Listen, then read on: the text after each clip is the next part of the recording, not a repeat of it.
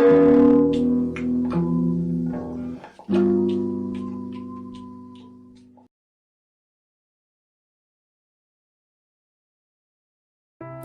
this documentary, we are going to emphasize on the role of non-repetition guarantees in a post-conflict transitional justice period.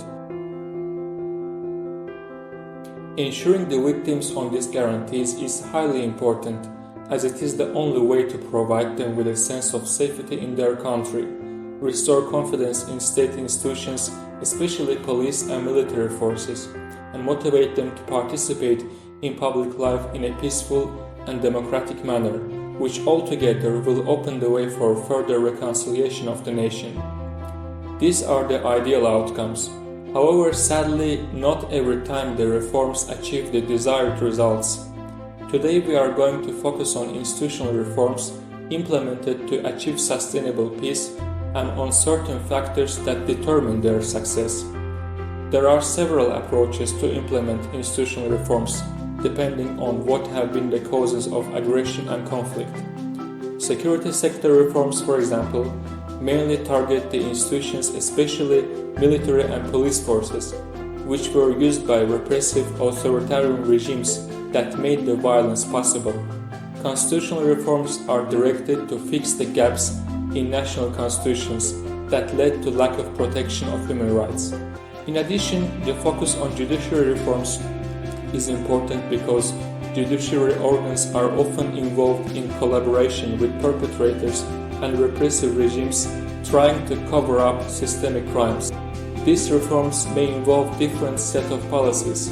However, in most cases, new authorities, commissions, and councils have to work on different directions of reforms simultaneously in order to tackle the core of sources of aggression and sustain the peace.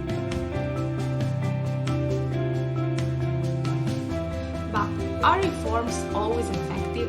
It depends on the context and under circumstances. We will take as an example two countries who implemented institutional reforms in different ways.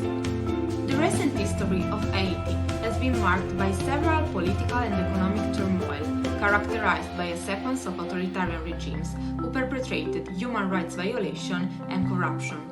From the 90s, Haiti has tried to implement some reforms following the Transitional Justice mechanisms. They attempted to disarm the military and paramilitary forces of the country with US aid and UN missions. However, citizens continued suffering from police abuses. In addition, the US Department of Justice collaborated in a program for training Haitian judges in order to investigate crimes committed in previous regimes. However, this mechanism has raised problems of transparency in the relation between the two countries. So, the case of Haiti has been a total debacle for transitional justice reforms, and many scholars have attributed this failure both to its unstable political situation and to the massive intervention of the US and other international organizations, which forced the country to undertake in a short time a difficult process towards democracy. However, institutional reforms, if they respect the peculiarity and the natural time of each country development, can help starting a new transition towards democracy. Kenya's 2007 elections were followed by a period of intense violence and political unrest. The following years, the two main political parties agreed to negotiate and a new constitution was adopted in August 2010, where some reforms were instituted. The police, under the old constitution, had wide discretionary power and used excessive force in dealing with citizens, who therefore had little faith in them. Now, the new constitution imposed to police officers to respect the diverse culture of all communities. In addition, through the establishment of a National Security Council, Kenya is trying to supervise the security organs in order to facilitate their accountability. Also, the judiciary has been largely reformed through the creation of a supervisory commission, which promotes more autonomy from the executive, equal representation of men and women judges, and of Kenyan people in the juries. The new constitution also introduces the concept of due process and a framework for vetting the judiciary. Much will depend on the extent to which these values are realized day by day. Kenyan people can certainly play a key role by putting pressure on the government to revoke repressive statutes and institutional practice and bring them in line with the principle of the new constitution. Then, after having seen how a society can rebuild strong public and democratic political infrastructures to ensure non-repetition of gross violations of human rights and defend democracy, we'll see why an effective maintenance of juridical and non-juridical foundings on which the new institutional reforms are built on is crucial.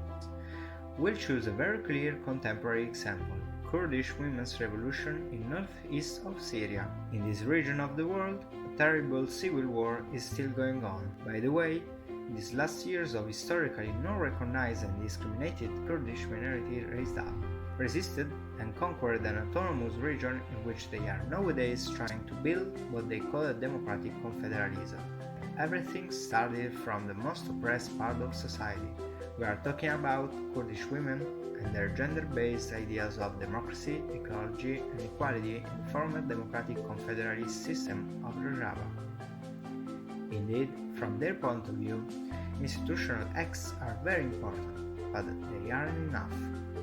For example, they noticed that even in those states which are considered virtuous examples of democracy freedom, we can see common structural violences systematically perpetrated in history all over the world.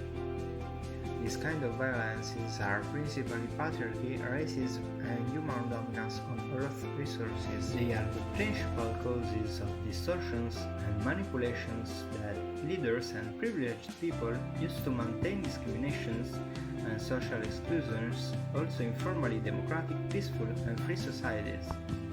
So, these social pathologies in transitional justice programs, guarantees of non-repetition have to be always sustained by institutional reforms and radical bottom-up informal changes, which in Kurdistan are courageously defined as revolutionary changes.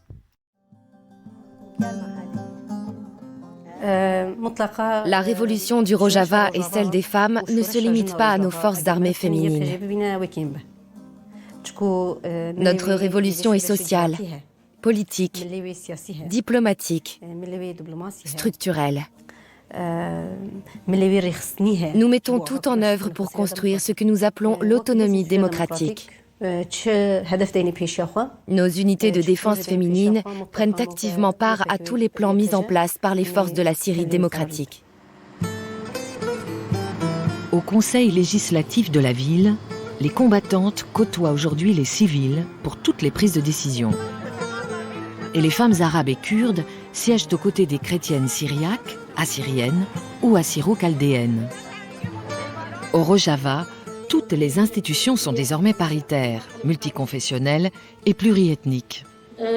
La femme a joué un rôle primordial dans les révolutions des printemps arabes, en Libye, en Tunisie, en Égypte. Mais elle a été faiblement représentée dans le processus de changement. La femme kurde s'est organisée depuis le premier jour de la révolution dans tous les domaines. Elle a pris une place de choix dans le système démocratique.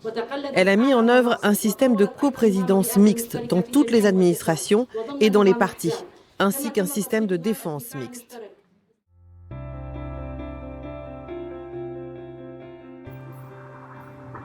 We are coming to the end of our journey into the different shapes of non-repetition in transitional justice.